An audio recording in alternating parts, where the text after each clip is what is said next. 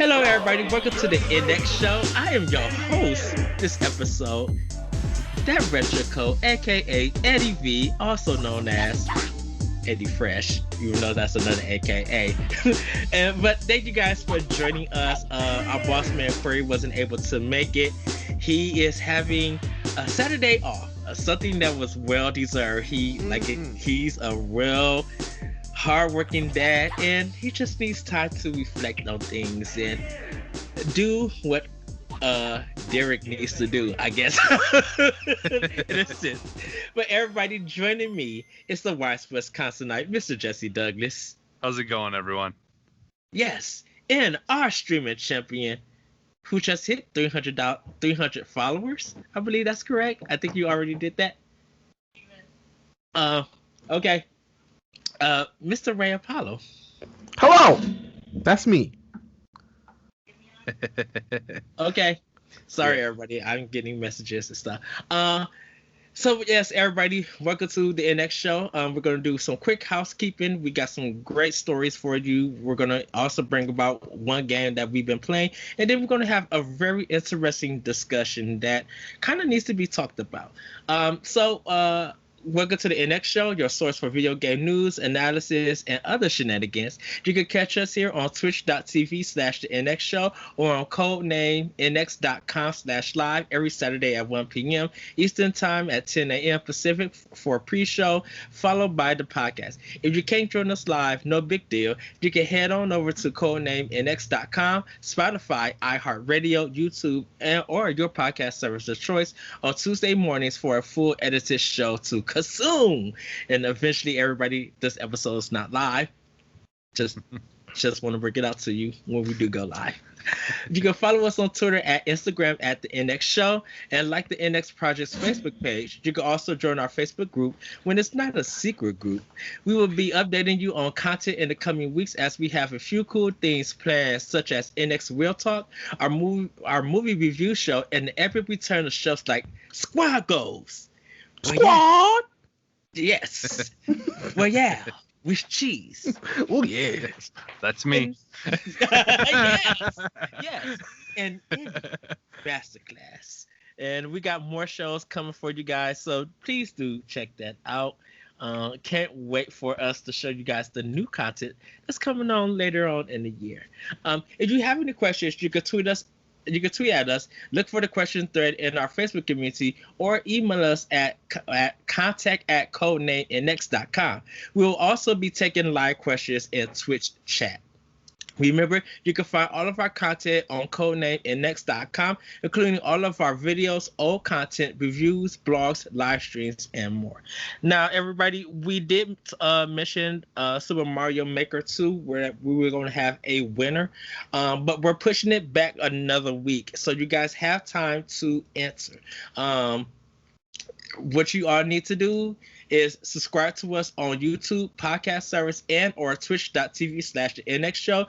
To screenshot your subscription and send it to contact@codenamenex.com. If you rate us on your podcast review, the NX Show, 5 stars on Apple Podcasts, that grants you a second entry. In fact, if you send screenshots of all 4 items in your email, you are granted 4 entries. 4 chances to win? Can't beat that. So enter today and we will announce the winner later on during our live show. So be there or else. Oh, okay. I better get there. Yeah.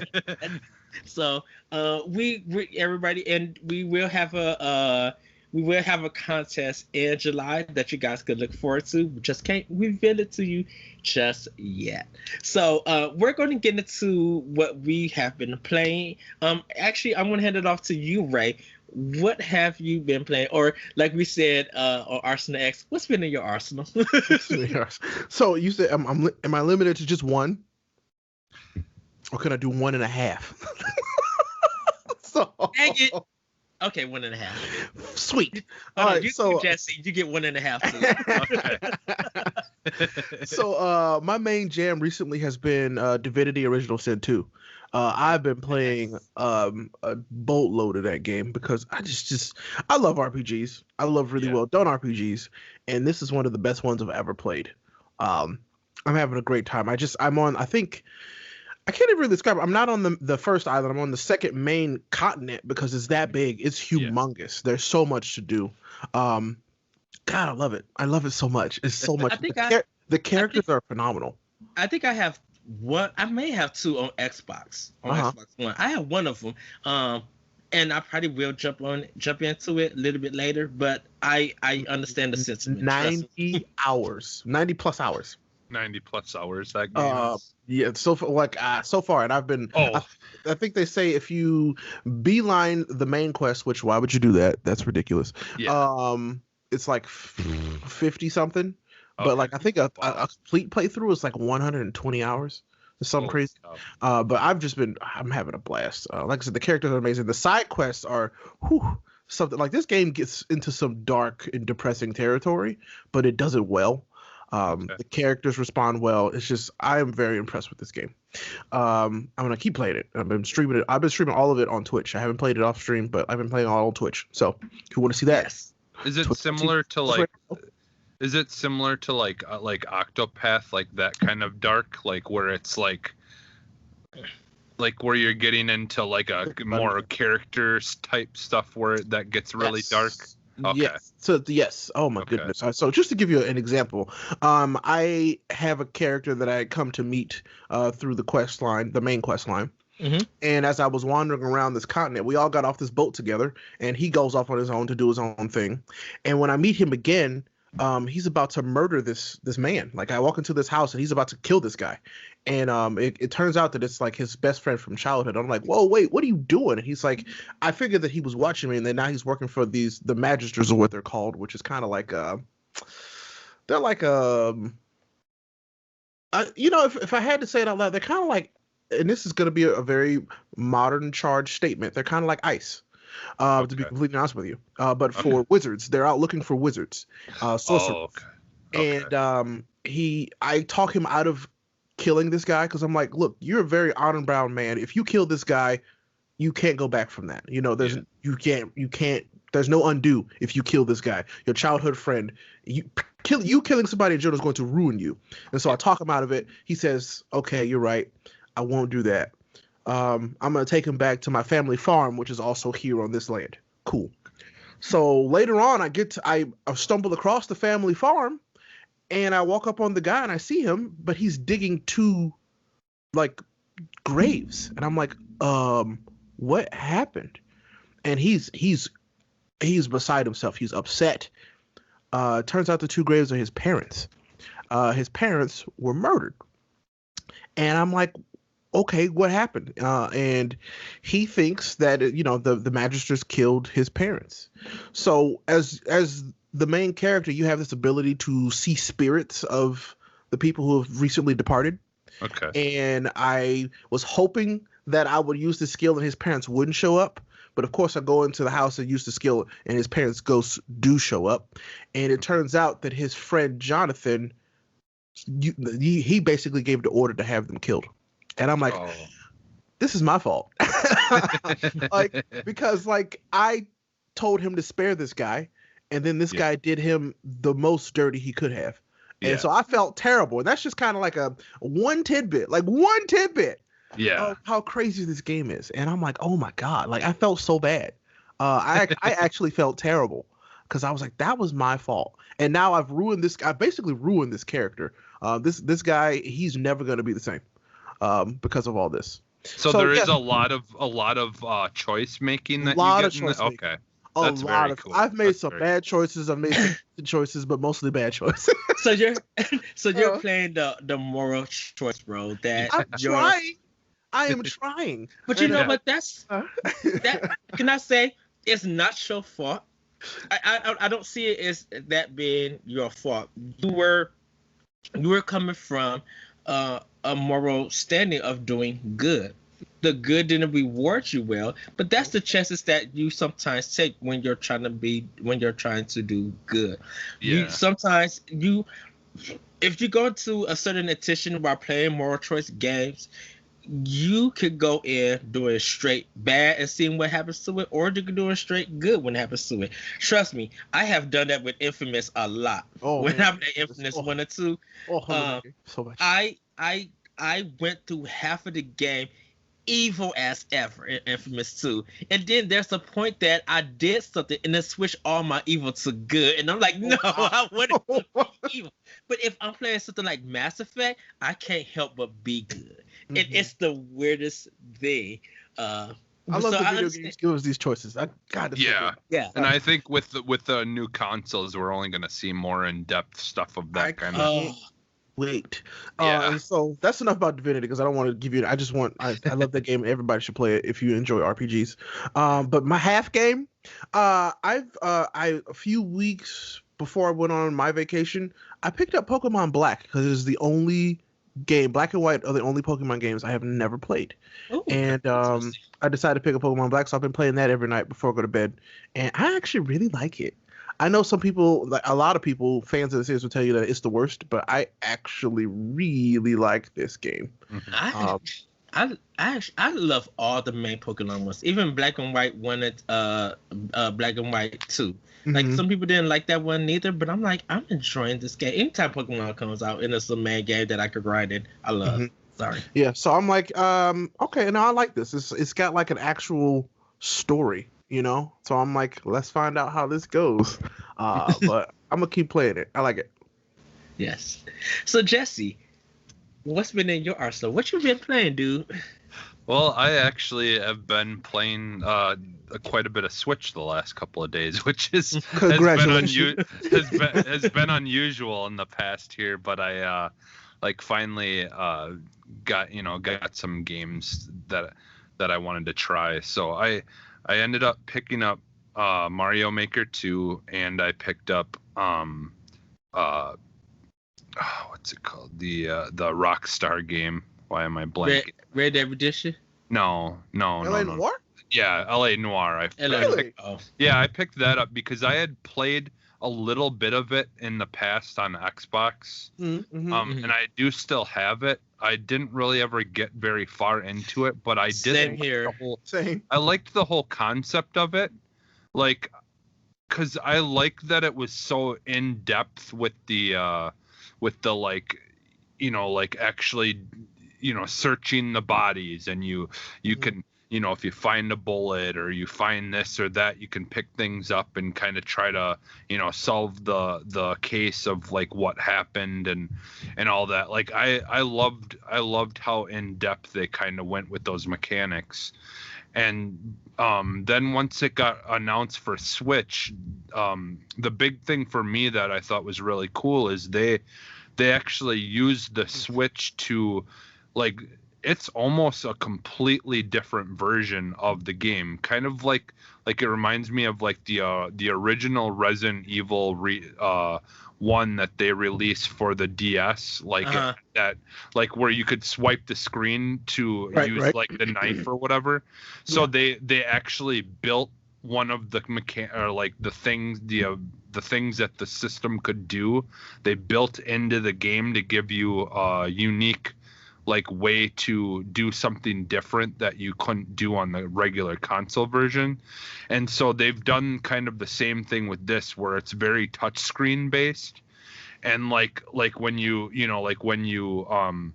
click, you can click on a part on the body, and then you'll like kind of focus on that part, and then you can press A or whatever. And then you'll you can look at his head. You'll grab his head, and then if you swipe your finger to the right or left, it will move the head to the side to kind of look. You can use your finger to kind of move the body to look at the different parts and inspect things and stuff like that. And so it's very they really integrated the touchscreen into a lot of stuff, so it's almost better to play it handheld than it is on the TV. It makes doesn't a good look bad either. Yeah, it makes a good mystery game on the go. Yeah, yeah. That's taking advantage of the full potential of the Switch, which is smart. Yeah. Yes. Yeah, it's awesome. Just like given the Switch that, like that extra thing that you can't do anywhere else. So Man, that could have been the Vita had they not done that stupid back touch. But I digress. yeah. Well, yeah, and I think touch screens at that time were still probably a little newer.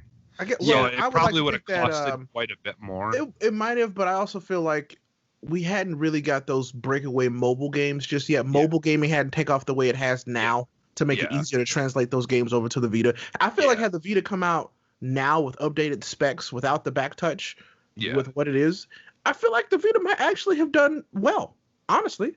Yeah, I think they. I could see. Well, at this, I was gonna say I could see them coming out with another one. No, but that's never happening again. At this point, it would be hard competition for them to jump in with the Switch. That would almost be that would almost be suicide. It would be. Like, the Switch would murder it. There'd be no point. Yeah. There's a discussion a little bit to have with that. Yeah. And that you mentioned that mobile games being popular. Jesse, there was a story. Remember I don't know if anybody remember this. There was a story that everybody said mobile gaming was going to kill the DS or the handheld biz. Did you see the numbers of the DS? Did you see the numbers of the 3DS? Look at the numbers now on Switch. It's just like I feel like, if anything, mobile games helped the 3DS and they helped the Nintendo Switch. Yeah. Honestly, they've given all those games new life on a console that people have. Yeah. I would say yes. Jesse, what is your half game? My half game is this is the first time I've played a Mario Maker, period. Like, I've watched someone play the first one. I never really got a chance to get my hands on it. And I did make one level, and it's just like, if you wanna, you can actually search it. I uploaded it. It's just called Phantom NXS 1-1. And level I think 1-1. So if you still have the code for it, I think you could post it on Facebook or Twitter. You can. Okay. You can post it. Yeah. So I would love to play it on stream. So yes, do that, because I've also been playing Mario Maker. Okay. Because I did screenshot the code that it gave me after I had uploaded it, so I can put that on there then for people. But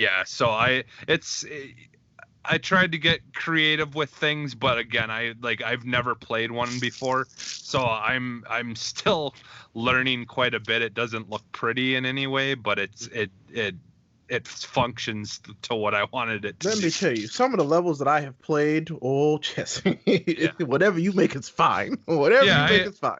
Yeah, I wanted to make it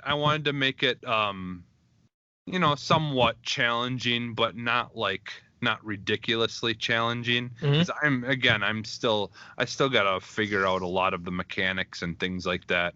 And I was having a hard time. I couldn't even figure out how to get to all the options of having the flower or the different power ups and all that. I had to watch the beginning stuff to the introduction stuff, but yeah, I'll put that up then later then for you guys, and then whoever, I could probably post it right on the NX thing for people to check it out if they want to as well. So I've been enjoying playing on the Switch quite a bit this week, and I'm probably going to be playing on it a lot more now with Mario Maker, because I was just excited that we got the news that they were gonna have the ability for people to share their levels for people to play and stuff, because at first they kind of made it sound like that wasn't going to happen. So,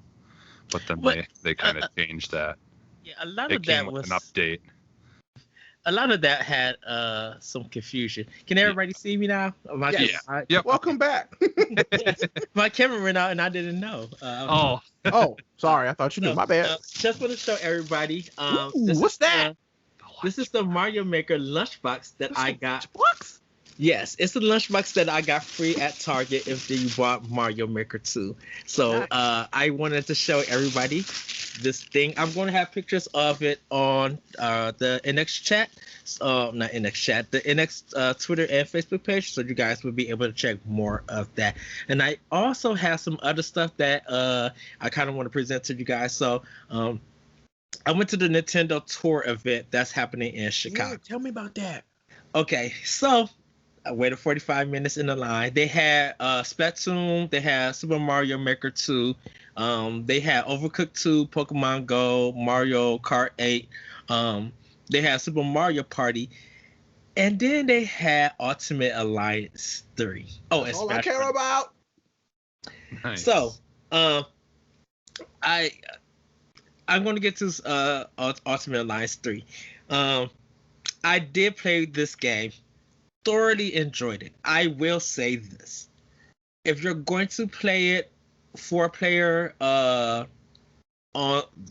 co-op on screen, everybody needs to be on the same page, because the thing about it is that due to the fact that it's too the camera doesn't follow everybody. If you go off screen, it doesn't follow you.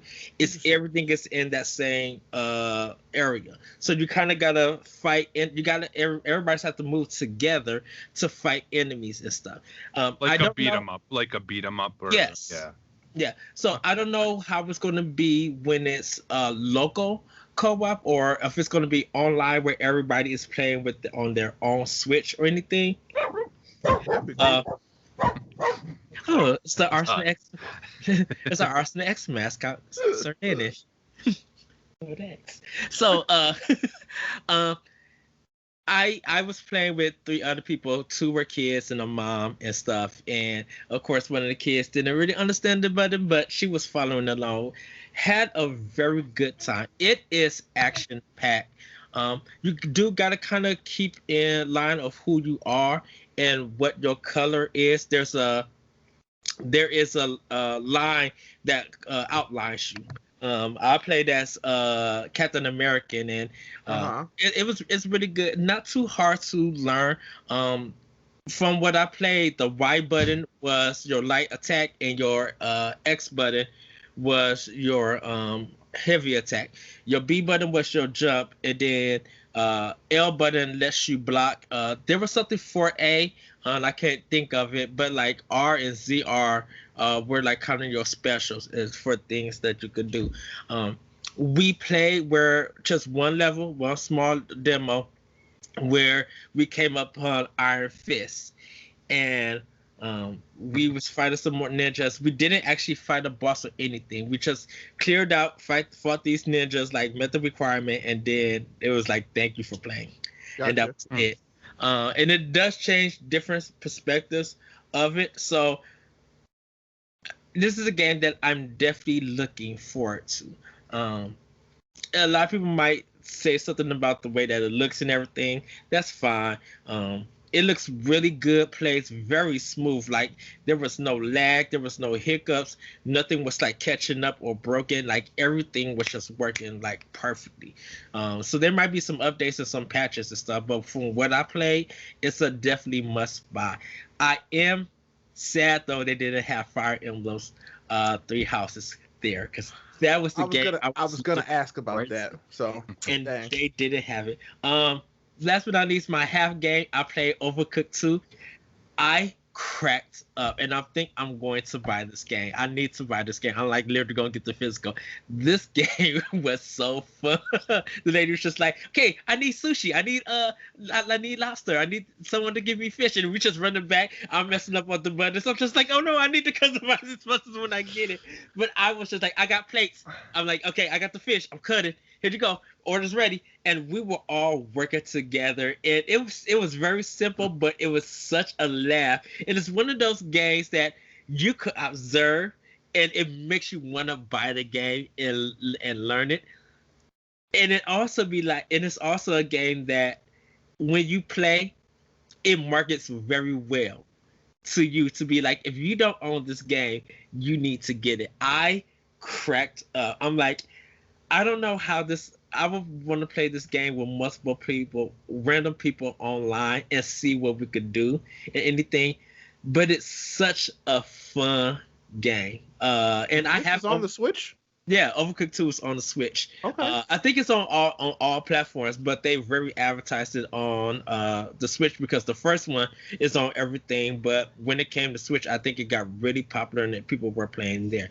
It's one of those games that, like for you, Ray, and other streamers, like if y'all got together to play this game and y'all just like was acting foolish and people were messing up, not doing their job and stuff, it's a fun game to laugh at. It has that Smash 8 kind of viewership where you just get 8 people who probably not into Smash, but if you just throw in and they just do whatever and just comedy gold comes out, it makes you happy and thoroughly enjoys it. And that's kind of what Overcooked 2 does. I think definitely with Ultimate Alliance 3 that it's not going to make you upset or anything. You're just going to be in the zone of wanting to play more of that game. And playing it with friends who know how to do stuff and pick their favorite character, there's going to be chaos, but it's going to be so much fun. It literally is an arcade game that Konami wish they could make with the X-Men license or the Marvel license. But this is straight Team Ninja, Koei Tecmo at one of their finest. They really put it on. I think Marvel and Nintendo really came in, helped them out, and let them do whatever they do. And I don't know how long the game is going to be, but from what I play for that, top notch. Like I really have fun. So I bought the 2 vouchers through the Nintendo thing to see what the price difference was between. Like, cause I was like, let me experiment and see, because I still have Gamers Club unlocked through August. Yeah. And so I wanted to see what the price difference was going to be, and it's like within maybe $4 or $5 with tax. The Nintendo eShop with these vouchers, and so I picked up Mario Maker 2 and Ultimate Alliance. So I'm waiting for that to come out. I'm excited. Yes. I'm not doing the vouchers because of me going to the store and buying them physically. So I'm playing more. That's fine, but I love my physical, and I'm actually downtrending on physical stuff. I don't know why. Yeah. And Jesse, I know Game Pass is so beneficial to you. Oh my God. Which is, can I tell you? Okay, so last thing before we get into news, I ordered a Seagate 2 terabyte external hard drive for my Xbox One. Paid $77 for it. It nice. Came with it's a white one that matches the Xbox One. But it also came, I think, with a month or 2 months of Game Pass. Yeah, nice. And I don't know if I should use it, if I should put it up. I'm like, I don't know. Yeah. No, use it. Yeah, definitely use it. Use it. Because I think of using it. Jesse, I'm going to hit you up, we're going to have to do Ashen like quickly. Yeah, Ashen, I don't know why people didn't like that game that much. It's seriously. Is it a two-player game? Good. Yeah, it's like the Souls games or whatever. But it's 2 player.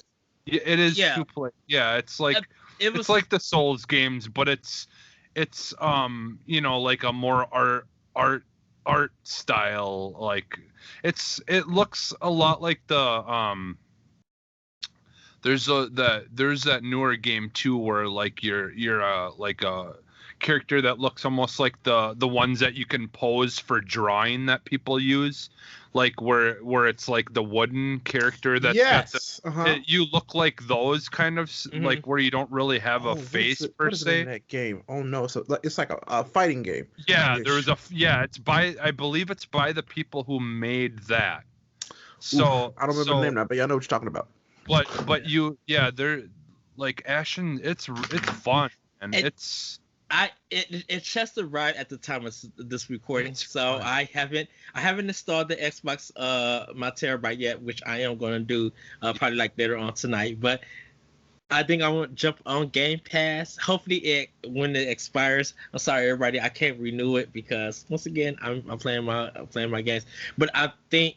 I want to get the experience. I'm not negative about Game Pass. It's just that a lot of stuff that's on it I already own, so it's just like I can't really get into it because I own it. So, but Ashen, that being on there, I really do want to play. And to answer your question, Jesse, why a lot of people didn't like it, it wasn't the game itself. I think it was the connectivity issue of how to get two players to work. And I think it wasn't easy for a pick up and drop out kind of thing. But that might have been fixed. Yeah, I think it was kind of the same issue that they ran into with. Was Bloodborne only single player? It is. I thought it was like you could do chalice dungeons together. Oh, right. Okay. You could bring other people into your game, but you have to have like this little bell. You have to like to invite them and have these bells and stuff in order to do Okay. But, it was something where like basically what it was like it was really picky about like where the two people that are teaming up together are in the storyline. You couldn't join one another unless you were close or like at the same point or something like that in the game. I don't remember what the issue exactly was, but yeah, like I'm all for even starting over from the beginning because it's so much fun. Yeah, I'd like to go back to that game anyways because I was having so much fun playing it, and it gets difficult. I mean, it's like a Dark Souls game where like you really gotta like learn how to evade and when to attack and all that stuff. Yeah, it's fun, but yeah. So I guess I will see you guys on Game Pass. Yes, you will. So we're going to get into this news bit. Just got a couple of stories for you guys, like 3 stories. But Jesse, I'm gonna hand it over to you first. We're going to mention this topic, and hopefully next week we'll go fully into detail about it. But Jesse, drop the story that you showcased us. I'll just kind of off the top of my head here for a second because I gotta pull up the thing. But so basically, like I had found a article on Eurogamer, and like I still like PUBG. I haven't played it in a while, but like I just like I still enjoy like what it kind of offered, like even though like eventually I felt like like the Call of Duty the Blackout was kind of more my speed because like I feel like PUBG it works really well on console, but it's definitely a PC game just the way that they kind of had the buttons set up. Like I just didn't like that you have to press the left trigger twice in order to look down sight, on console. It just like I didn't like that. I wish you could just push the button and look down sight automatically. And so like there's just certain things about it. But so one of the creators of Dead Space spooky has joined the PUBG company, and they're making they split off and they're creating another group of another group to make other games. And so he wants to create a new game that takes place in the world of PUBG, but it would be like an actual narrative game. And so, like, the only reason I'm being kind of vague about it is because there really isn't much being said yet, because it's like this is a pretty new development, a new thing that's kind of just a little bit of information has come out. But so I'm like, I just thought it was really interesting because I absolutely love the Dead Space games. They're like Dead Space 1 and 2 are right up there with like Portal is some of my personal some of the greatest games of all time. Like just the Dead Space game, like just the way that they did like the creepy and make you like on the edge of your seat and just like freaked out, like just like completely on edge at all times, and like getting you when you're just, finally thinking that there's, nothing's going to happen that's going to try to be a jump scare, and then they get you. And just like the story and everything in those games were just done so well. I actually listened to an interview and watched an interview with some of the creators, with the creator of it, and he had talked about like some of the like things, like just the like not cutscenes, but there's like a part where one of the alien things kind of like has this big long tentacle thing that grabs you and it starts pulling you towards its mouth to eat you. So as you're dangling, you've got to try to aim your gun and shoot the different parts of the tentacle thing that's pulling you in to try to stop you from being eaten.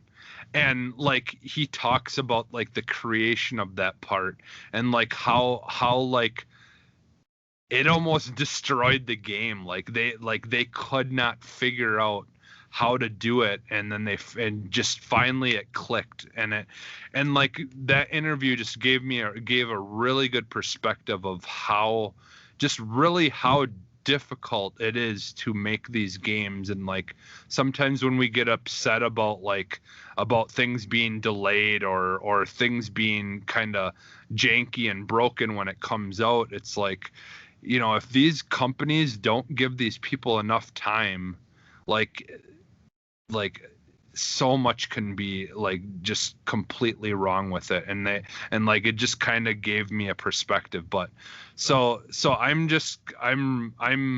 interested a lot in seeing this guy see what he can do with something like a franchise like PUBG or whatever, and see like if they can give us a really good like narrative, like even like like Call of Duty like style like narrative, that kind of tells us and explains more of why this world that we play, the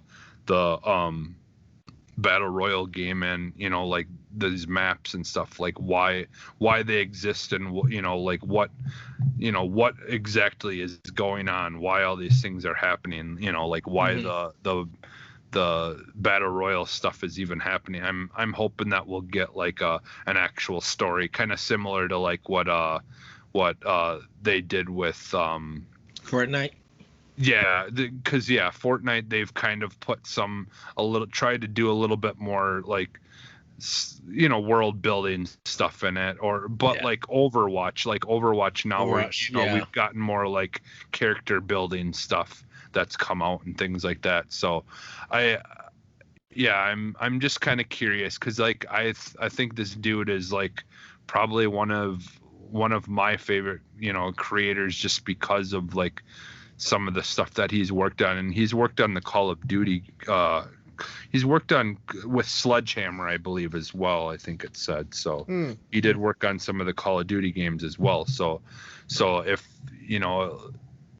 if that's the case, like I said, we could be seeing like a Call of Duty type narrative thing for the PUBG world. So yeah, I'm just interested, to see what comes of it. So great.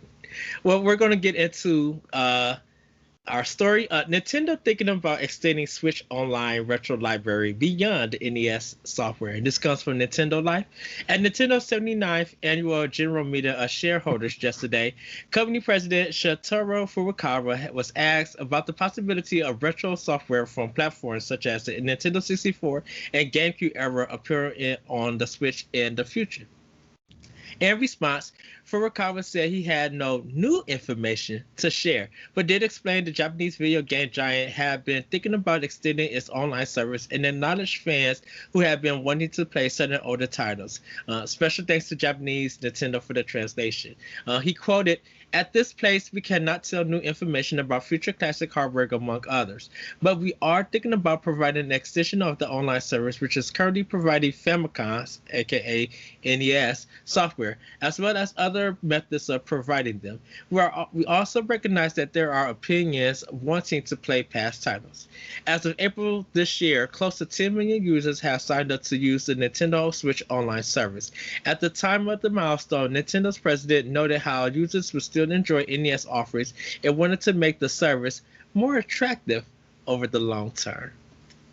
So there is a possibility to get Super Nintendo, N64, GameCube, maybe for some people who didn't know, the N64 disk drive, because Japan did have some that came out in Japan but never came out onto this America, and there was some Zelda stuff for I think Ocarina of Time that came out that we never got. So who knows? Even we might even show up. 3DS, DS, Game Boy, it's up. It's open. What did you guys think about this? Come on, Nintendo. Don't pretend like they don't have this plan and they've been like it's on the back burner. It's not very important to them. But they can't pretend. This is very Nintendo. Like, we see that you guys might kind of want this. Well, no, you think? Yes, this is exactly what we want. I want my eternal stuff. I want my eternal stuff. I want my Eternal Darkness. I want Mario Sunshine on my Switch. I want that. Give me that, please. Give me my Game Boy Advance so I can have Golden Sun and Mega Man Battle Network. I want it. I want it. There's so many games you can give us. Nintendo, you have a gold mine. You're just being stingy. No, I'm not. You're being stingy. You're being very what's the word I'm thinking Japanese. of? No, not even that. They're just being very coy about all of it. It's like, oh, we know that you guys want these things, but we'll give them to you when we're ready. So I'm like, okay, that's fine. I'll be patient, but I've been patient for a long time. Jesse. Yeah, I would, yeah, if they gave us like just straight, like original like ports of some of like the GameCube games and stuff like that, for the time being, like honestly, like obviously I'd rather, like I still kind of wish we would get a Wind Waker, for Switch, but I'd like to have the, obviously have the remade, the updated version of it, but I mean, if we can only get the original GameCube or whatever version, so be it. But like there's just a lot of things that they could be bringing in, and like I feel like in a lot of ways they're leaving money on the table. Like I think if they were to start adding like some more consoles, console options for that stuff, I think they would see a spike in their online subscriptions. So I think so too. Yes. I really do think so. Give me. I wanted Nintendo. Give me. That's all my opinions I have to say. My hand movements, my face. Give it to me all. So we're going to move on to our next topic. USA Network orders Masters of Doom pilot from the Franco brothers, and this story comes from Game Informer. David Kushner's Master of Doom, published in 2003, follows the development of the iconic first-person shooter. The focus of the novel rests primarily on the creation of the prolific studio id Software and the friendship-turned rivalry of its two lead developers, John Carmack and John Romero. The story of the creation of a franchise that sent shockwaves through the games industry is apparently making the jump to the silver screen, with some help from the Franco brothers. USA Network has ordered a pilot based on the book from executive producers James and Dave Franco, with the screenplay coming from Gears of War 4 lead writer and co-author of The Disaster Artist, Tom Bissell. If the show is picked up for a season, it is planned to be the first season in an anthology centered around major moments in the history of video games. There is currently no further information on who the cast for the pilot would be, but John Romero himself is excited at the prospect of this show. Just see if there's any more. Yep. So, I didn't know anything that John Romero and John Carmack had a rivalry. Like Yeah, they I had a didn't know there was friendship. like I've like seen it, but I've never read into the beef. You know what I'm saying? Yeah. I didn't know there was a real beef there. But I'm gonna be honest. I thought this was like a Doom TV show and got really excited, like a TV show Mhm. about Doom the game. Yeah. And I was Yeah. like, oh, that'd be sweet. And then I read it and I was like, oh, it's just the real life story behind Doom. Oh, okay. So I got less excited, but it's still kind of cool that the gaming industry is moving more and more into the mainstream. Yes. Which is really interesting. Now we're starting to tell stories from the game industry. I think it was Ubisoft, and this is a side tangent, announced that an actual TV show, like about a video game company, which is interesting. So it's like Yeah. more and more, like video games are becoming like people who listen to stuff like this think we video games all we know, but there's still so many people who have zero idea what goes on in video Yeah. games. Yes. So this is really interesting and cool to see, like, moving forward. Yeah. Yeah, like I would like you mentioning like a Doom show, like right away the thing that comes to mind for me is I don't know if did you watch the original Spawn animated series? I did, yes. Like, could you imagine something like that? But that like would be Doom, amazing. like that done, would be so like good. like a even done. Well, by Todd McFarlane, the problem is that it can't be on the USA Network because Right. we got Street Fighter, we got Mortal Kombat, and those animated shows. no, that would have to be a Netflix or something thing. Yes, like please. honestly, like So Netflix execs, and I know you're listening to this, put Doom on Netflix, please. You already seen the success of the Castlevania. I need to finish that. Yeah, I need to finish season 2 as well. I do. Season two was really good. I think it's Madhouse that does the animation. Oof, so good. The Madhouse is incredible. Madhouse is dude. Ever since Ninja Scroll, they are on their game. I need them to be back on My Hero Academia though. I love that. The new season is not out yet, but I finished everything. I'm caught up. I think it's October is when the new season starts. Do you know if they're bringing Food Wars 3, season 3 to? I do not know. I do not, but I'll find out. I'll let you know. Because I know Funimation has it, but I'm just like, I want to see season 3 because I'm waiting for all of One Punch Man to come on Hulu on the second season. One Punch Man. Oh, One Punch Man. I have some friends who love it. I haven't gotten into the second season yet. I haven't started the second season because they was doing it every week, so I'm waiting for that. But they got Hunter. They got Hunter. Yep. Yeah, I wanted to check that out because I hear that's really good. Hunter is on my backlog. I also haven't finished that one either. But right now I'm working on Evangelion. Yeah, and while we're talking shows, I just want to let you know that when you do watch Ray the new season of The Flash, it is so good. We watched just enough to get into the crossover, and we watched the crossover episode, and we haven't gone back to that. So we're gonna finish Arrow, and then we're gonna go back to the Flash, and then Supergirl, then Legends. So that's the order. I stopped watching the Flash, not because I lost interest or anything into it.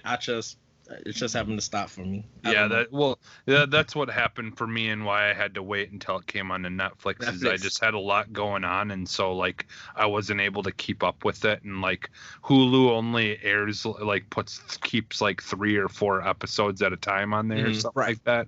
So once I couldn't watch that first episode, I'm like, well, I'm too late now. Not worth watching it. So I'll wait. I knew it comes to Netflix after it's done anyways. So I got to catch up on all those shows. There's a lot of shows that that's been recommended to me that I'm like, okay, I need to watch this, because like Jesse, you recommended The Beat. We had a discussion. It's a movie on Netflix that I think everybody should check out. It's really good if you're into hip hop and actually producing beats and stuff. It's very dramatized.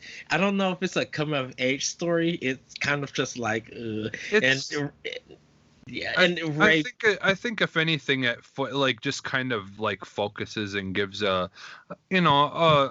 alternative perspective of what it would be like to live in a rough neighborhood, and just so, like it kind of gives you that gritty feel, but at the same time a positive outlook, of like things, but yeah, it was a pretty good movie for And I haven't started Neon Genesis Evangelion, Ray, but it's going to be a super big struggle for me. I watched it, and when it came, I think it was in the 90s it came out, 90s or 2000s. 95?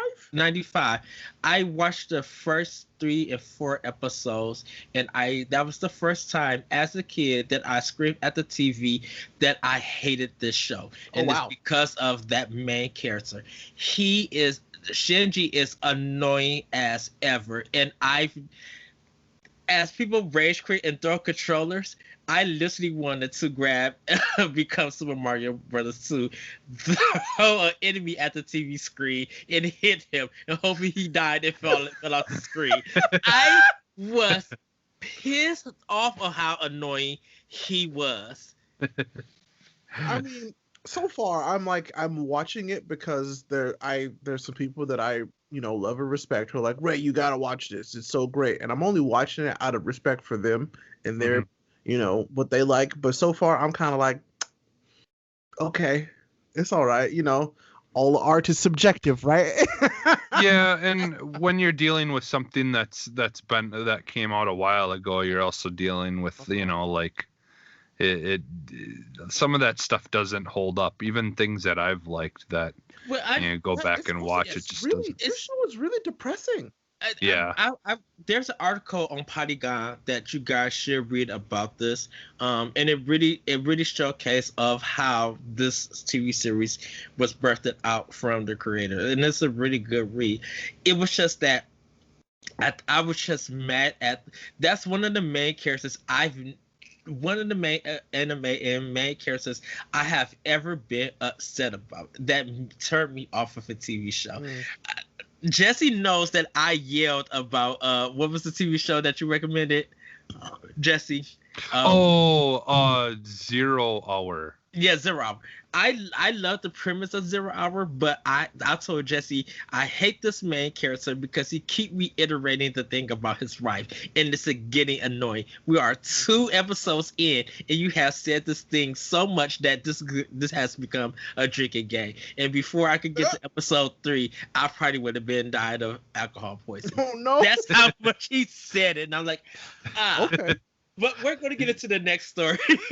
Sorry for the small tangent.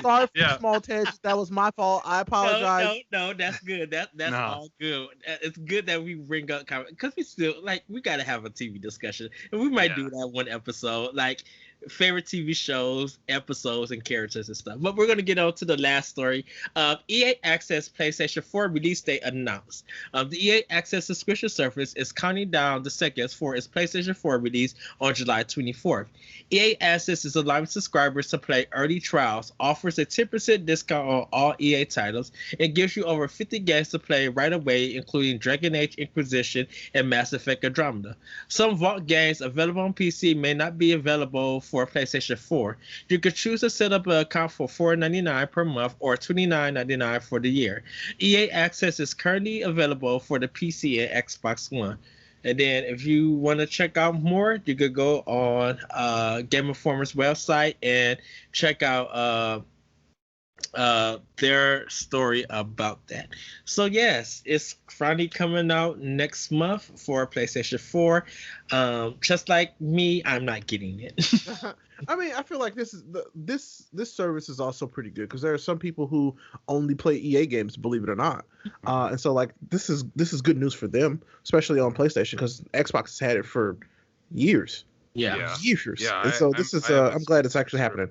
So yeah. That subscription it doesn't interest me at all.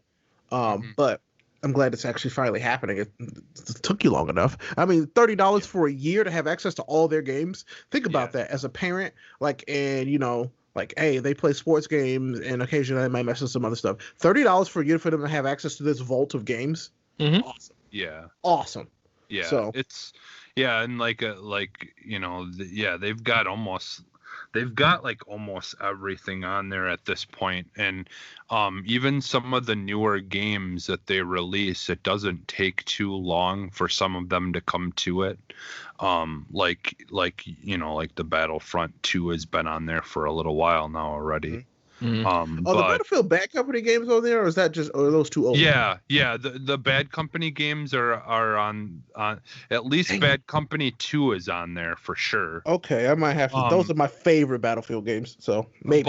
But yeah, like the new Battlefield's on there. I just downloaded that because it's on there now.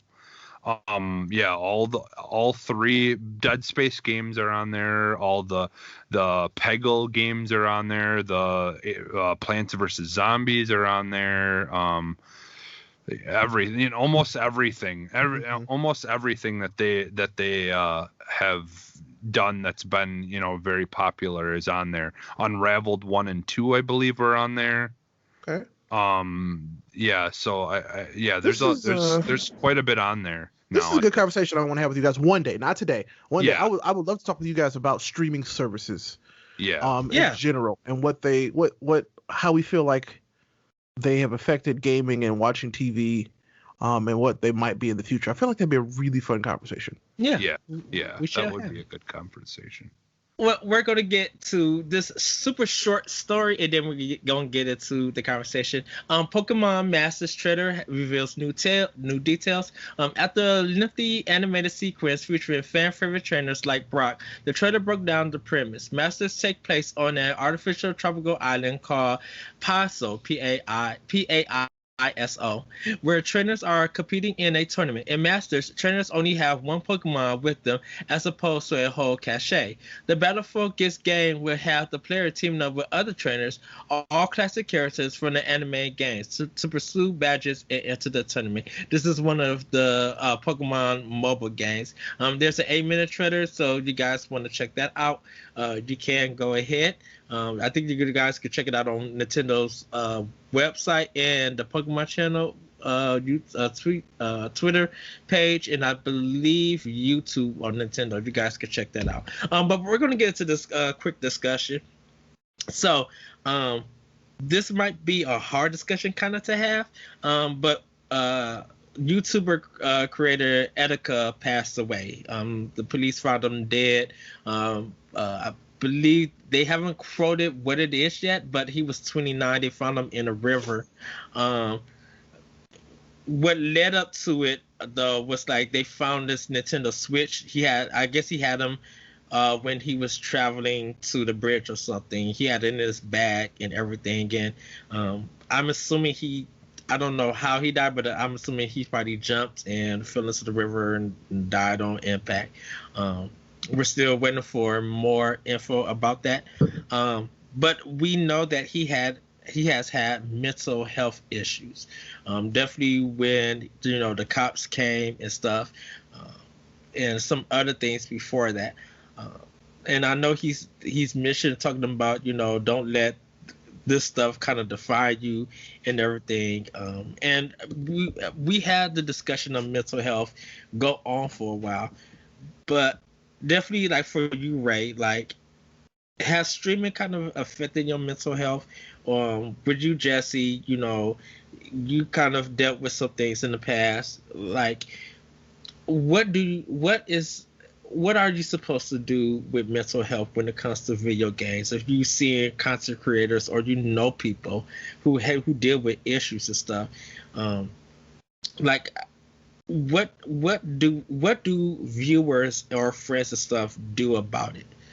Like so incidents like this don't occur. And definitely rest in peace, Etika, and to his family and friends and all the people who loved him and stuff, because it's kind of sad to see that he came off of E3 with his viewership and his hype for Nintendo, and for this to end up happening. So Ray, I'm gonna start with you. Like, how's it have affected you, like, or anything? So yeah, this one actually kind of hit me pretty hard. Mostly because I've been following this. I've been following Etika for a while, and I remember when we kind of first started seeing like his mental health issues start, and I'm like, oh God, like, dude needs help, But there's, as a viewer, you can care about somebody and care about the people who are making the content that you enjoy, but there's not much you can actually do. You know what I'm saying? That's for that person and for the people around them. Like it's hard because you watch this happen. We watch this unfold, and I've seen some stuff like, oh, we could have saved him. Well, I'm like, but no, you couldn't have. As a viewer, as much as it sucks for me to say this, there wasn't much that we could have done for him, unfortunately. It's just because we're just people who he's letting into his life, and unfortunately we got to see everything. And you asked if streaming affects my mental health. I started streaming not only because I really love streaming, but I left my last job to preserve my mental health. I was some of the most depressed I'd ever been in my last job, and my wife knew it and I knew it, and I was like, if we're gonna be happy, basically to keep myself from those darker places, I need to quit this job. And so I did. And I said, this is my chance for me to go all in on streaming and see how it goes. And it's actually been one of the best things for me mental health wise that I could have done, was to jump into this and get to meet these wonderful people. And I mean, yes, I've had some people who come in who are just, I've had trolls come in and, they kind of like, it does suck, but I've also kind of mentally prepared myself that these people exist on the internet and to not take it personally, because I have 10 times more people who care about me and who enjoy my content than those random trolls that come in just to see if they can get a rise out of me, but watching the Etika situation, it hurt me, because he was about our age and was probably some of the most successful he'd ever been. Like, he was on the rise, you know what I'm saying? Yeah. And so for him to be like, this ain't worth it, that's like, wow. Wow. It makes me sad because I feel like he had a ton of people who loved him, and he had people who he had never met who loved this guy. He was very loved. Yeah. And for him to not feel that really hurts my heart. I don't understand it. And God, I feel for his mom. I really do. I really do feel for her. So when it comes to stuff like this, Ed, I really don't have a good answer on, what can we do? Like, I don't know. I don't know. Because, I also sought professional help. I talk to a therapist at least once a month. I do. And that was the one thing that I wondered. Was he living with his parents or was he living on his own? Yeah, I don't know. I don't know much about his personal life at all. I don't. I only know what, he let us see, which was a guy who loved Nintendo stuff and loved video games, Yeah. And that's all I knew. But I also knew that he was struggling just based off of the other things he let us see from his life. Yeah. But yeah, it's really sad. And I don't think there's a right answer for this. But mental health is important.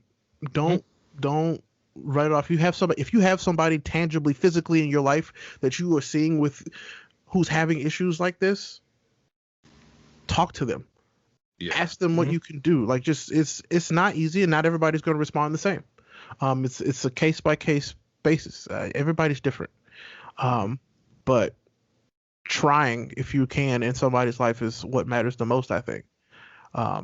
But there are so many different services there's so many people there's so many numbers you can call to get help. But like I said, we knew it was in my best interest to talk to a professional, and that's what it did, and that's what helped me a lot. So if you can't get help, get help. Don't suffer through this by yourself. No reason to do that. So I hope I answered that question even remotely at all the way you were hoping. But no, like I said, this Etika thing just really messed me up. You made a lot of good points and stuff. So I think your answer is valid. It's really taken to heart and stuff. Jesse, what's your thoughts?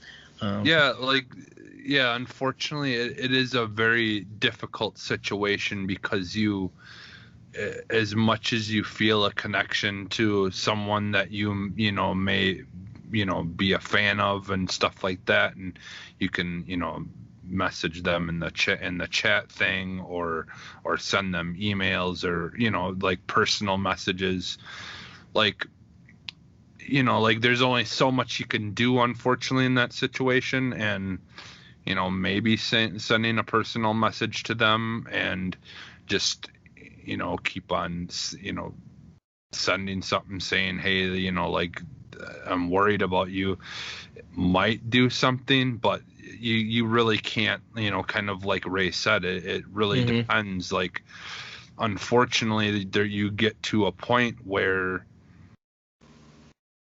stuff doesn't always get let in, by people when they're in a situation like that. Yes. Where they've, and I've, speaking from, past experience, like, sometimes you can get to a point of where you want to cut yourself off, because you just feel like, if I just don't talk to these friends anymore, or I just don't give them attention, hopefully they'll forget about me and it will be fine, because if I'm not here, it's not going to matter, because like, I've cut myself off.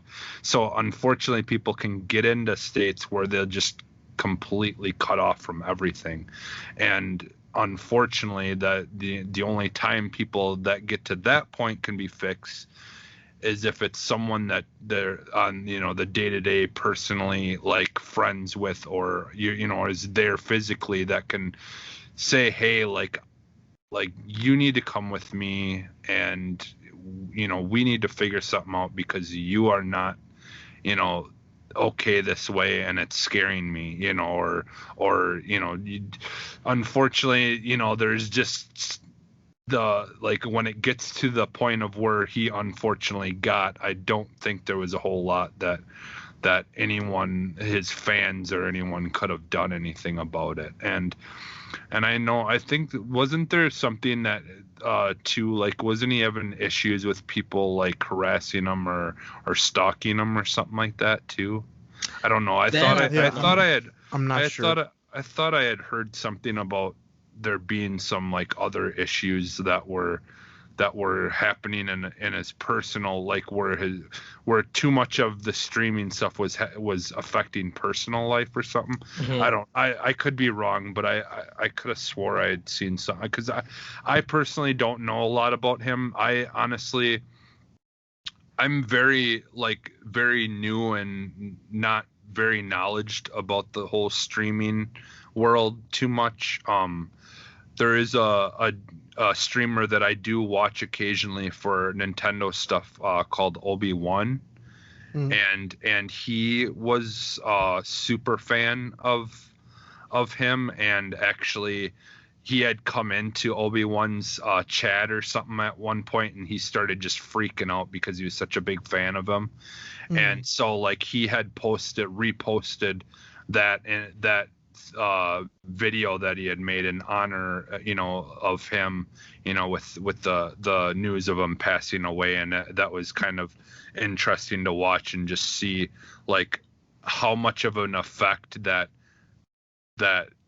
this guy had, positive effect that this guy had on so many people. And it really is a shame that sometimes people who have that much of a positive effect on others, unfortunately, for whatever reason, because of the mental health, problems, can't have that kind of same feelings in return.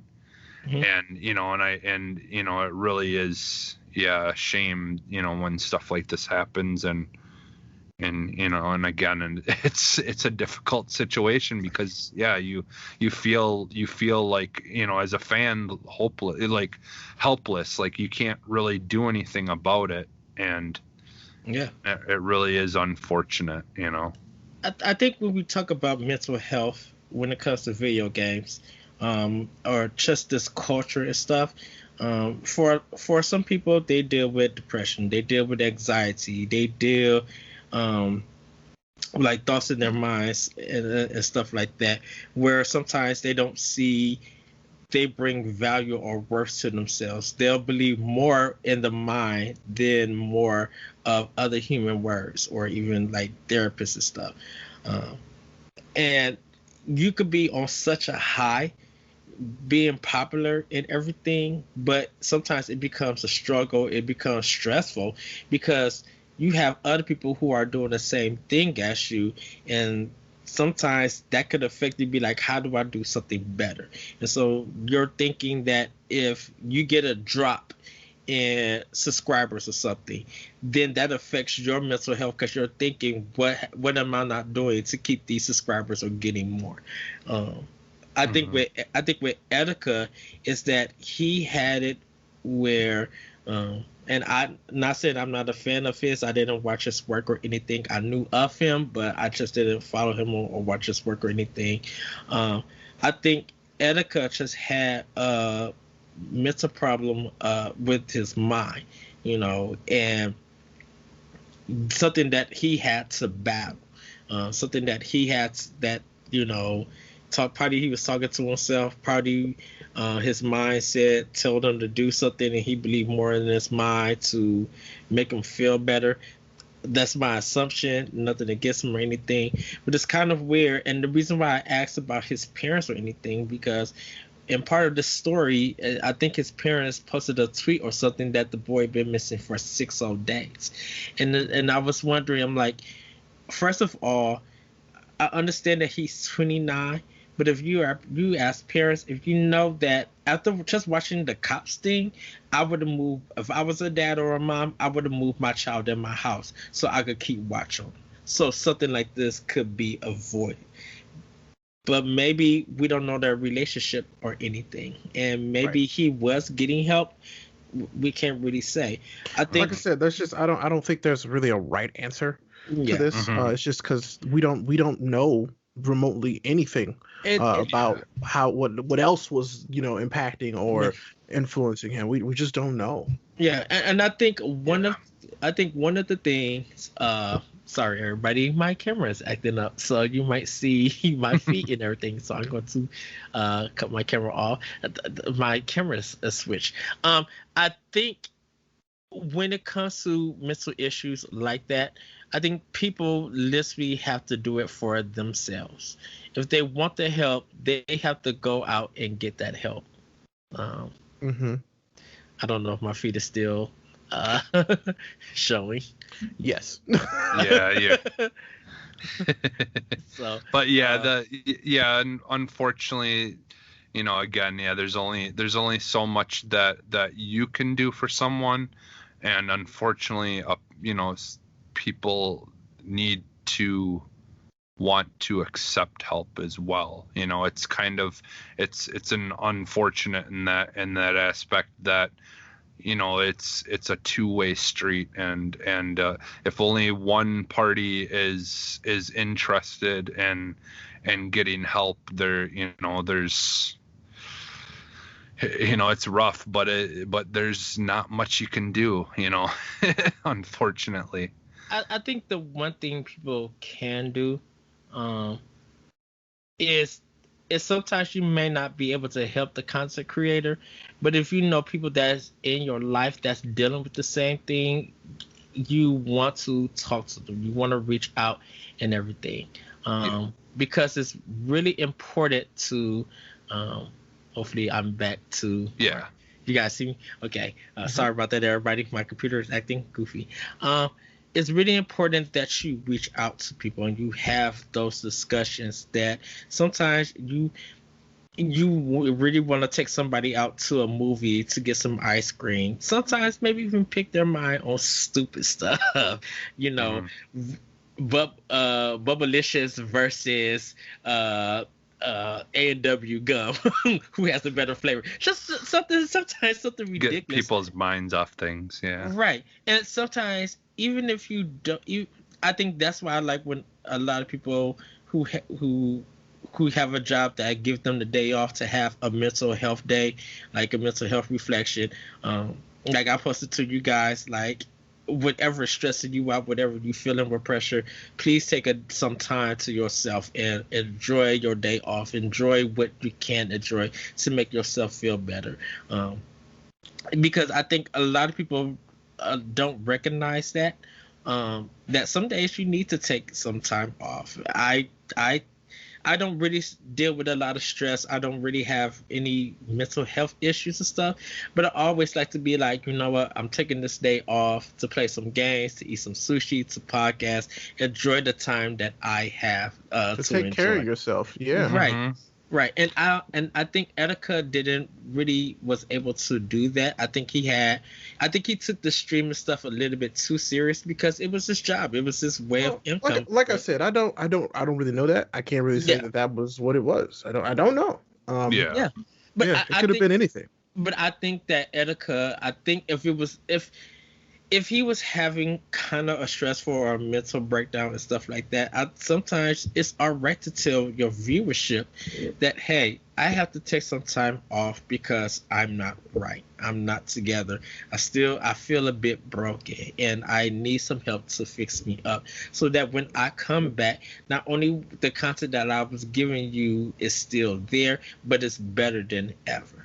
Because, it could also be one of the situations where he didn't know. Most people don't even know that there's something that they're not right, that something's different. Maybe, I don't know, like I said, maybe he did know, which is but it's all the way around, it's really sad all the way around. And I think one thing that that we can do is because I feel like you've noticed a lot of people are noticing, like, there's especially with the internet, there's a lot of negativity, out there. And the best thing that we can do is just, for every negative thing that we hear in our day-to-day lives, just try to put, twice as many positive things out there, and like, and just like anything, it may not make a difference right away, but I do think that over time, if we just try to be more mindful, of things like that, it can make a difference. Just trying to put more positivity, in our day-to-day lives, and sometimes it might be hard to try to come up with something, but like if you at least try, like, I feel like that you can feel that much better about it later. It's kind of like, like donating to charity or things like that. It, like, there's ways to be helpful and at the same time help yourself feel better, like when things aren't right in your life or in the world. But I think that's one thing too, is like it's too easy nowadays to be negative about things, right? And I don't think it really takes that much effort to try to be positive about things. And if you know there is a streamer or someone out there who are dealing with issues who don't really react to negative comments and stuff, I think sometimes people put in more effort to be like, don't believe that person, you're great, you're wonderful. Like, always, sometimes look at negative comments in a positive manner. Thank you for your comment, and as haters say, thank you for taking the time out to hate for me, because that means I'm doing something good in order for you to respond. If you didn't like my content, you wouldn't tune in, and B, you wouldn't even tune in to make a comment. So thank you for the effort. Thank you for the effort. Like, something you did just say, Ed, that is something that we can do.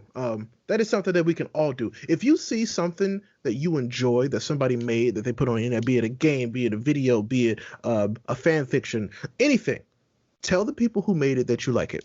Mm-hmm. Let them know that you enjoyed it and that it made you happy. Something like, just tell people that you like their stuff.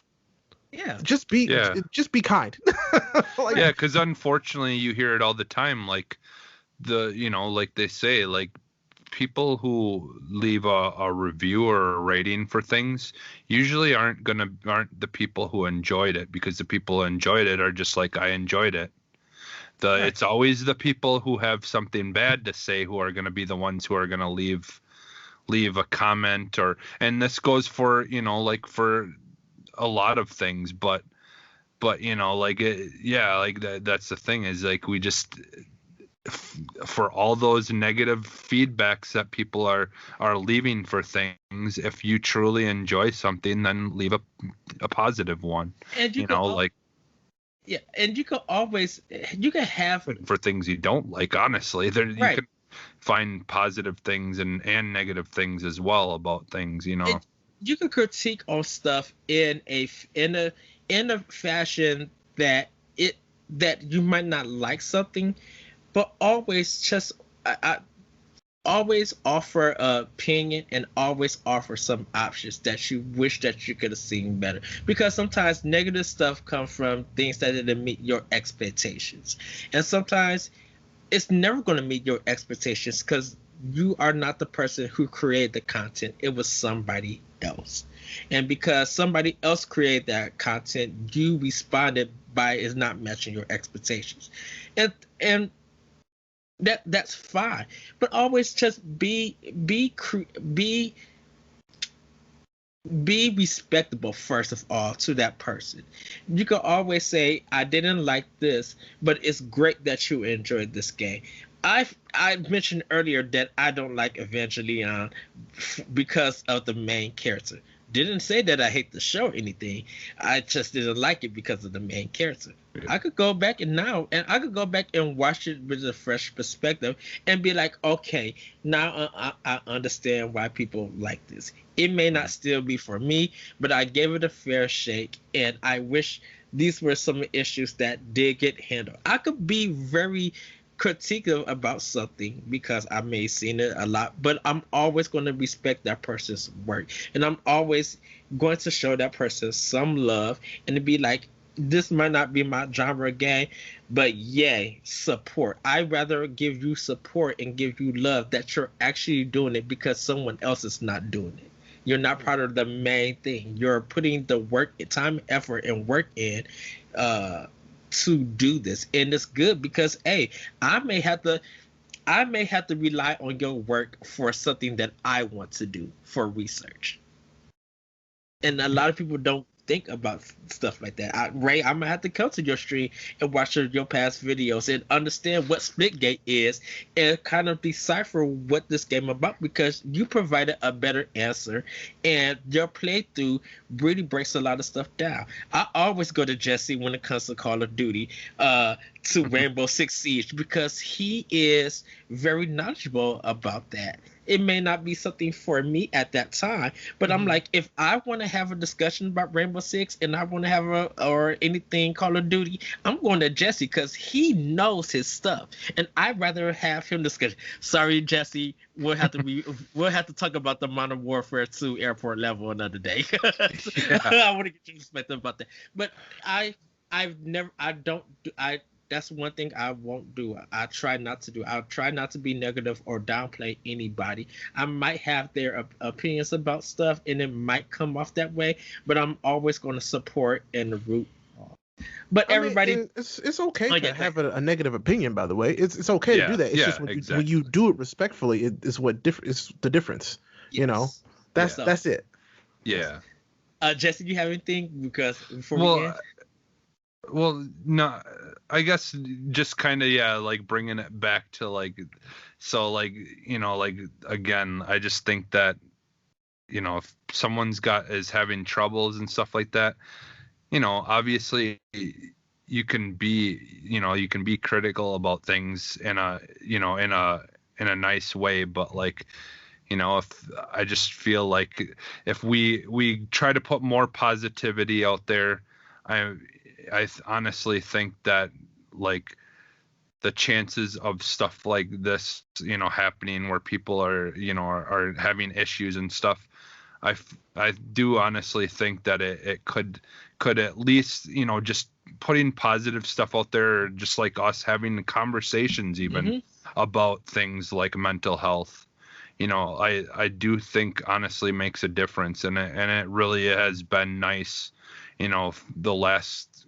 couple of years or quite a while now that more and more people are feeling okay about talking about these kinds of things, because it definitely needs to be done, and I think that can help as much as anything else. So yes. So everybody, that is our show once again. RIP to Etika. I did see pictures that his fans were coming to that bridge and putting flowers and things, like paying respect. It is sad to see that this happening. Hopefully sometime in the future we could address this problem, fix it, and hopefully not completely stop it, because there's just some things that's just out of our control that we can't stop, but that we bring out more awareness, and that content creators, if they're dealing with issues like this, that they do what you said, Ray, go seek help and get some therapy and stuff, because we want to enjoy more of your content. We want to see other people enjoy your content and stuff, and until, whether you believe in God or not, until your time is called for you to go bye-bye from this world, we don't want you to do it in advance, I should say. But everybody, thank you for watching the NX show. Ray, where can we find you? Well, you can find me basically everywhere on the internet as Ray Apollo, RayAPollo, no space. I try to provide positive energy and a safe space for all of us to come and hang out and talk about video games and be ourselves. I love dank memes, so follow me on Twitter, also Ray Apollo. And then Monday through Friday, I'm on Twitch, streaming from 9 to 4 p.m. Central Time. Come hang out with me. Yes. Yeah, I joined last week, and it was fun. I'm glad you had a good time. Yeah, it was a lot of fun. So, Jesse, where can we find you at? You can find me on Twitter, Xbox, Instagram, SoundCloud, a whole bunch of places as Phantom NXS. So, and the NX and the S are all capitalized. So. Yes, you guys can find me on Twitter at That Virtual Code. You can also check out my podcast, Optional Opinion, on SoundCloud, iTunes. I'm now on iHeartRadio, Google Play, and also on TuneIn and other podcast apps you guys can check out. I am doing a lot of my streaming content now on Mixer. So if you go to Mixer.com, you can look up the Lyrical One. I'm streaming some stuff from my Xbox, and soon I'll be streaming some more things on PlayStation a little bit later. Doing some recordings on that, so you guys can check that. I'm getting ready to do the Beauty of Video Games Volume 5. So that's going to be taking a lot of my time for the next 2 months. So hopefully you guys will be ready for that in September. Sorry about that. But everybody, once again, thank you for checking out the show. Thank you for joining us, for showing us your love, giving us your feedback. We really do appreciate that. And with that, everybody, we will see you next time on the NX show. Bye. Woohoo!